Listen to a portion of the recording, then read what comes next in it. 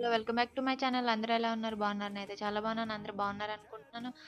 Video నచ్చితే మీరు like చేసుకోండి. అలాగే ఛానల్ నచ్చితే ఛానల్‌లోకి వెళ్లి ఒక లుక్కేసి సబ్స్క్రైబ్ కూడా చేసుకోండనమాట. నేను ఈరోజు ఏం చేస్తున్నానంటే పుదీనా చట్నీ అనమాట. ఫస్ట్ ఓన్లీ పుదీనాతో చేస్తే బాగోదు కదా! అందుకని చెప్పి టమాటా యాడ్ చేశాను.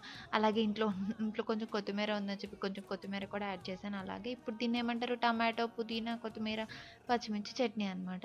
నోటికి ఏమి తినాలనిపించినప్పుడు ఏదైనా కొంచెం కారంగా తినాలనిపించినప్పుడు ఇలా చేసుకోవచ్చు. చాలా ఈజీ అనమాట. టమాటో, పచ్చిమిర్చి, పుదీనా క్లీన్ చేసి కట్ చేసుకొని అండ్ కొత్తిమీర కూడా యాడ్ చేశాను అన్నాక అన్నీ కట్ చేసుకొని కొంచెం ఆయిల్ ఏసి కొంచెం మగ్గనివ్వాలనమాట పచ్చివాసన పోయేందాకా. అలా మగ్గనిచ్చిన తర్వాత వన్ బై వన్ వేసుకొని ఇలా మెదుపుకోవాలి. నేను పచ్చిమిర్చి ఎక్కువ మంటున్నాయేమో అనుకోని కొంచెం తక్కువ తీసుకున్నాను. కారం బాగా తినేవాళ్ళు కొంచెం ఎక్కువే తీసుకోండి.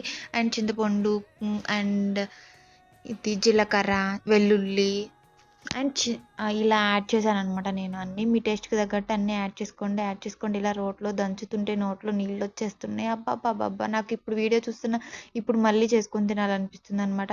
వేడి వేడి అన్నంలో ఈ చట్నీ అలా వేసుకొని, కొంచెం నెయ్యి వేసుకొని, ఒక్క ముద్ద కలుపుకొని తింటే ఆహా!